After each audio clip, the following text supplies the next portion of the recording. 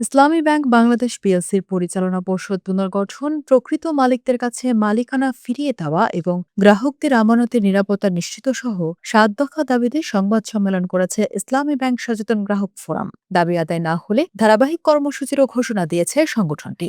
দেশের অন্যতম বৃহৎ শরিয়া ভিত্তিক আর্থিক প্রতিষ্ঠান ইসলামী ব্যাংককে ঘিরে চলমান সংকট নিরসনে ৭ দফা দাবি তুলে ধরেছে ইসলামী ব্যাংক সচেতন গ্রাহক ফোরাম।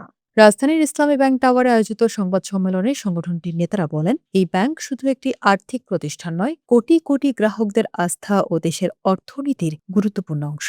চাকরি চলে গেছে, সে তো অস্থির হয়ে কত কথাই বলবে, তার এগুলো তো আমলে নেওয়ার মতো কোনো বিষয় না। কারণ ব্যাংক যাচাই বাছাই করেই তাদের চাকরি থেকে তাদের ইতিমধ্যে আপনারা দেখেছেন যে ৭১ টিভিতে একটা রিপোর্ট করেছে, তারা তাই পর্যন্ত সেই রিপোর্টটাকে চ্যালেঞ্জ করে ৭১ টিভির বিরুদ্ধে তারা একটা মামলা করে নাই। যেহেতু ৭১ টিভি ডকুমেন্ট দিয়েছে যে তাদের রয়্যাল ইউনিভার্সিটি, সাউদার্ন ইউনিভার্সিটি, মানে আওয়ামী লীগের প্রতিষ্ঠিত ইউনিভার্সিটি থেকে টাকার বিনিময়ে তাদেরকে নিয়োগ দেওয়া হয়েছে। এবং আপনারা জানেন যে আশ্চর্য হয়ে যাবেন যে পটিয়াতে যাদেরকে নিয়োগ দেওয়া হয়েছে তাদের একটা নিয়োগও টাকা ছাড়া হয় নাই। আমার কাছে ইতিমধ্যে অনেকে ডকুমেন্ট পাঠিয়েছে যে নিয়োগ কিভাবে হয়েছে। ধরেন আপনি নিয়োগ করেছেন, আপনাকে টাকা দিতে পারেন নাই, আপনাকে কি করছে, আপনাকে নিয়োগ দিয়েছে, দিয়ে আপনার নামে আরডিএস থেকে ব্যাংকের বিভিন্ন প্রজেক্ট থেকে আপনার স্টাফ লোন করে দিয়েছে। ওই লোন এসালামের প্রেতাত্মারা আপনার ওই নিয়োগের বাবদ টাকা নিয়ে গেছে এবং সে এখন সে লোনের গ্লানি টানছে, তার নিয়োগের টাকাটা এখন উঠে যেতে পারে নাই। এরকম লোক তো সে মাথা খারাপ হয়ে কষ্ট থেকে অনেক কথা অপ্রচার বলবে। এই সমস্ত অপ্রচার দিয়ে ব্যাংকের কোনো সমস্যা হবে না।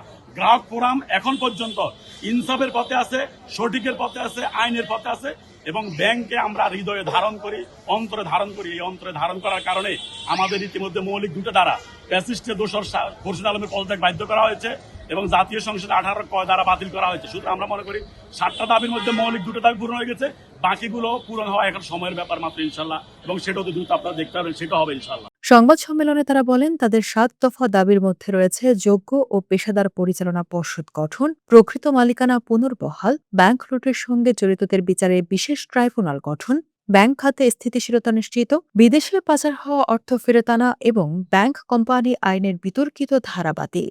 অভিজ্ঞ এবং পেশাদার ব্যক্তিদের সমন্বয়ে ইসলামী ব্যাংকের একটি পূর্ণাঙ্গ স্বাধীন পরিচালনা পরিষদ গঠন করতে হবে। শেয়ারগুলো অবিলম্বে প্রকৃত মালিক যারা আছে তাদের কাছে ফিরিয়ে দেওয়ার ব্যবস্থা করতে হবে। অর্থ বিদেশে পাচার করেছে তাদের দ্রুত বিচারের আওতায় নিয়ে আসতে হবে, তাদের দৃষ্টান্তমূলক শাস্তির ব্যবস্থা করতে হবে। সেই অপপ্রচার বন্ধের জন্য কার্যকর ব্যবস্থা গ্রহণ করতে হবে। সালাম তার যে লুণ্ঠিত অর্থ, সেই অর্থ বিদেশ থেকে দেশে ফিরিয়ে আনার জন্য কার্যকর ব্যবস্থা গ্রহণ করতে হবে। এই ক্ষেত্রে বাংলাদেশ সরকারের পক্ষ থেকে উল্লেখযোগ্য কোনো পদক্ষেপ আমরা দেখছি না। ১৮ ক ধারা যেটি জাতীয় সংসদে অর্থমন্ত্রী ঘোষণা করেছিলেন যে সেটাকে বাতিল করা হবে, অবিলম্বে সেটা বিল আকারে জাতীয় সংসদে আনতে হবে এবং আইনে পরিণত করে সেটা কার্যকর করতে হবে। সংসদে অর্থমন্ত্রী, আইনমন্ত্রী এবং যে অসংসদীয় বক্তব্য এবং অসত্য বক্তব্য উপস্থাপন করছেন সেই বক্তব্যগুলো প্রত্যাহার করতে হবে। দাবি আদায়ে আগামী ৯ জুলাই ইসলামী ব্যাংক টাওয়ারের সামনে বিক্ষোভ, ১৪ জুলাই সারা দেশের শাখার সামনে অবস্থান কর্মসূচি এবং ১৮ জুলাই জাতীয় গ্রাহক মহাসমাবেশের ঘোষণা দিয়েছে ইসলামী ব্যাংক সচেতন গ্রাহক ফোরাম।